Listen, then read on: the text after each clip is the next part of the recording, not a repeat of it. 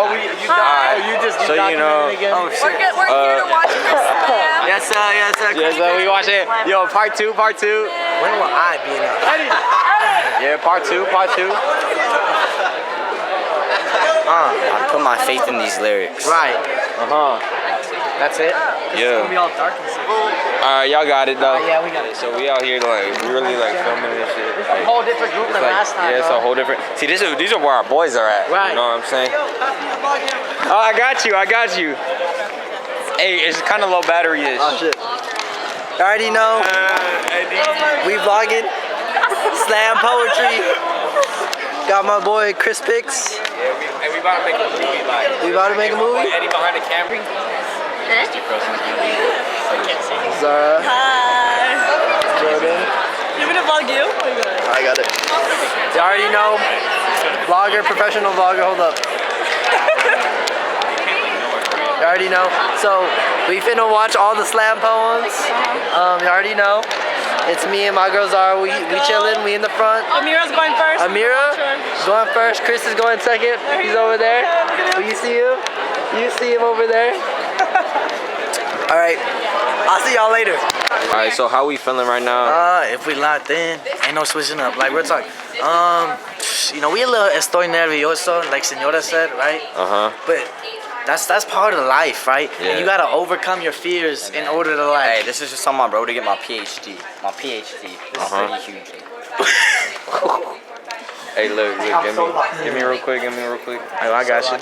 Hey, so look, yeah, like We switch the you know, hand. we really performing like slam poem. Like we got the order right here. You know, we official now. Right. We official, and you know, we not no little kids. You We know, at the top now. We made it. We got the golden buzzer. You Right, know, America's Got Talent. Simon already did all that. So we just gonna go out there, perform. You know, pray for the best. And Let me say something quick. Right. Technically, I'm the best poet here. Oh, Everyone that's got one out of that's one bold. That's poems bold. here. I got 2 out of 2 on mine. Because I helped this little boy with his. Oh yeah. I mean, like I technically brought two. Oh, I know what you're saying. Like, yeah. But yeah, not good. Good luck to my future self. I got 2 more. Go back to your home country, says a random white man to my mother and I at our local YMCA. And hearing that for the first time as a 9-year-old really threw me for a loop. What did he mean? This is my country. I was born and raised in Torrance, California. This was all I knew, that I am an American and this is my home. For the first time, I didn't feel welcome. This is America, a land where you will prosper as long as you are white, Christian, and a man, and I obviously do not check off any of those boxes. This country swears that everyone is treated equally, but I am the only one being pushed aside for random security checks. Why can't they see me as a girl, as a daughter, as a granddaughter, as a student, as an older sister? Why is it that when they look at me, all they see is 9 letters? One word I will never outlive: terrorist. They tear me from the crowd as if I was a weed in a garden full of flowers, and how I would do anything to be considered a flower, to bloom alongside others and be chosen to be put on display. But my Arab features will never be considered beautiful. My eyes are too dark, my hair is too thick, my nose is a whole other story. Everything about me is used against me. When will it be enough? How many more mosques have we shot up until you realize we are peaceful, that Islam is not synonymous with the word terrorism? I'm talking about Brett and Karen, who shot and killed 51 Muslims in a New Zealand mosque. When will you realize that we are the ones in front of the bullet, not behind the barrel? There are more than 120 hate crimes against Muslims in Germany in just 3 months. The fact that Islamophobic attacks have increased by 53% in France, does it not speak enough for itself? Israel is actively ethnically cleansing and genociding Palestinians. China has put more than 4 million people in concentration camps. But why are they labeled as terrorists? This is nothing new. A terrorist is someone who is defined as someone who uses unlawful violence towards civilians. A terrorist is not defined by their ethnicity, by their gender, by their race, by their religion. A Muslim is someone who willingly submits to God. I choose to be defined by the latter. But there is no winning. This is America. Let's go! Oh, so good. Oh, the mic is Ooh. look at him. When will I be enough? I hate sports. I hate everything about them. I hate it all. I hate the immense pressure that it brings. I mean, who am I pleasing? Is it me? Nah, it can't be me, because I'm not good enough to play. Or is it the coaches? It can't be them, because I'm not good enough to play. I constantly find myself asking the question, why am I doing this? I'm doing this because I need to be great. I need to be great. I need to be great. I need to be great. I just need to. I need to be better. I need to please everyone else. I mean, what would they think? What would they think if I can't perform? What would they say? I couldn't withstand all the criticism. They think I'm as worthless as pennies. Am I? Am I worthless? Without sports, who am I? Am I really a person of worth? Or am I truly just as much as a stupid penny? I don't know anymore. I feel like I can never be good enough for these people. It's gotten so bad towards the point where I feel like I'm not even myself anymore. Gosh, I feel so sick this morning. Nah, you can't be sick. You gotta be at practice. Okay, well, I'm really excited for this family trip. Nah, you can't do that either. You gotta be at practice. Okay, well, my mental health's not there. I gotta take a day off. No, you have to be at practice. Well, mom called. There's an emergency. Can I go? No, you have to be at practice. All this practice. That's all it's ever about in high school. And I'm trapped in a cycle in life that's not even in my own control. My parents make me practice. My coaches make me practice. I don't even allow myself to be sick anymore. If I am, then I'm wrong. Pain is a mentality. That's what they say. And I'm burnt. I'm burnt out from the thing that I love. A flame that once stood so high has now come down to ashes. I get home and I work non-stop. Gotta get all your schoolwork done. Free time, you can't get that, but that's part of the sacrifice, right? The pressure to succeed has a tighter hold on me than Cowboys fans in the 90s. And despite that, I push and I push and I push. But still, there's no escape. I still have no breaks. My stress gets worse and worse as each day goes by, and I stop thinking, maybe I'm not just good enough for sports. Maybe I'm just not good enough for myself.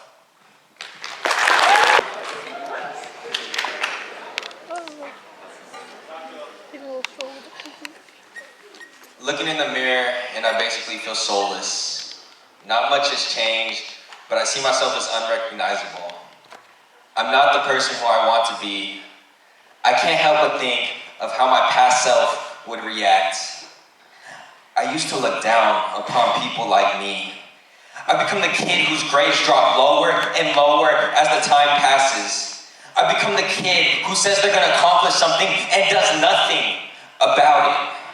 I've become the kid who sits on his ass for hours and hours a day thinking everything will be fixed soon.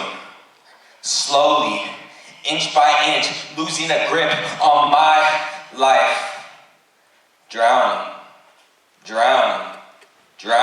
It feels like I'm drowning. Drowning in my lack of self-discipline. Drowning in my lack of self-care. Slowly, killing myself. Why am I like this? It's not fair. It's not fair whatsoever. Looking at the news, you see refugees, people fighting in war to survive, people living in inhumane conditions, and so many other terrible problems. Walking down the streets of LA, I see hundreds and hundreds of homeless people, each one seeking shelter, food, money, and a chance of survival. And there I am, passing by all of them, walking to another overpriced, trendy LA food place, knowing I'm about to spend a bag on 2 little trays of food that will be gone in less than 10 minutes. I already did the hard part. I mean, when you think about it, the odds are really stacked against me. My birth mother immigrated here from El Salvador. My birth father left. Then all of a sudden, my birth mother gets a new boyfriend, and he thinks I'm the new punching bag. I couldn't have been that cute, where you wanted to damn near beat me to death. Because all of a sudden, I'm in the hospital with a fractured skull, internal bleeding in the brain, and it's looking like lights out for me. Spoiler alert, I didn't die. I just have this cool ass lazy eye now. Joke's on him though, because now I have wonderful loving parents who adopted me at the age of 1. I live in one of the best cities ever. I have great friends and I have great opportunities to do good from in the future. And I won't let this slip away from me. And I certainly won't let it get taken from me. I'm tired of drowning. I'm tired of waiting for the lifeguard to save me. It's time to navigate the waters and work for what I want in my life. I want to look in the mirror and be proud of what I accomplished. Not look at the bitch in the mirror who's letting everything slip away. It's time to wake up. Kill my old self and welcome my new self. Watch my old habits die as I laugh and he cries. It's been long overdue and it's time for goodbyes. I know I fucked up in the past, but this time I promise I'll try. Thank you. And you can never stay on task. Like my mom will be like, hey, take out the trash. I'll go to take out the trash, but wait, now I'm hungry. And everyone knows you can't eat without your phone. So I'll go get my phone when the Laker game's on. Sit down and watch it. I think I can do that dunk that LeBron just did. Go on the mini hoop, cook up a little bit, now I'm tired. So I'll go to get my phone, but wait, my phone's at 7%. I could have sworn I just plugged it in. So I'll go to plug it in, my bed's looking comfy, and I fall asleep. It usually ends with me falling asleep, and the trash never getting took out. That's just a gist of what it's like to have ADHD. It's really like if your mind's a TV, except you don't have the remote. It's probably because you lost the remote, you've been looking for it for an hour, and someone else has it. Now they're going through every single channel. But having ADHD isn't that bad. It's just very difficult. Like, I already know I'm going to turn this 40 to 50 minutes late. Hell, I might not even turn it in at all. But the worst is like when you're texting someone and you change the subject after every single sentence. Or like when you're trying your hardest to pay attention in class, but you're thinking about, you don't remember what you were thinking about. Or being referred to as the dog from Up by your sisters. Oh, and I'm a hazard on the road because the light just turned green, but I'm still zoned out staring at the tree on the side of the road. It's terrible for when you're playing sports. My coach will just be explaining something and 3 seconds later, I already forgot what it was. Or like, I remember one time, I was at a basketball game and I got this random boot swing and like, during the first half, I was all pumped up and ready to play. But the second, I forgot I was even playing the game. Oh, do not put me on aux, because I will most likely skip your favorite song halfway through. And like, sometimes my brain will go on these random rants about like, how beautiful life is, and just like, how like, fast time goes by. And constantly being referred to as half-assed, lazy, and worthless when you try your hardest. But I think the worst part about having attention deficit hyperactivity disorder is to sit there and think you have a disorder in the first place. Thank you. Tyler? We're Miss Oldenburg's class. Post-performance, you know, good little performance. I did kind of bad, but you know, another day, another dollar. Another day, another dollar. Another chance to be dollar. I just started singing, bro. Yeah, bro. You started rapping, you're like, I know. At the end, you started singing, bro. Oh yeah, nah, it was rhymes, so you know what I'm saying? and I'm drowning. I'm drowning. He was like, and I'm drowning. I'm drowning. Why? Lauren with her mid-ass poem, she didn't get to make it up on the stage. You literally said that mine was good. I had to say that because you were all like, It was a pity. Okay? yeah, no, all these people in our class. Oh, most of them. Most of them. Yeah, basically. What the fuck, boy? You have to rap. What What do you say? I don't know. I think he said, "Hey, Lauren." What do you say? He said good morning. What do you say? I'm just recording. I'm just sitting here recording at this point. Hey, I met this girl when I was 3 years old, but I Met this girl down in Hawaii. Stuck it in her ass, and she said, "I."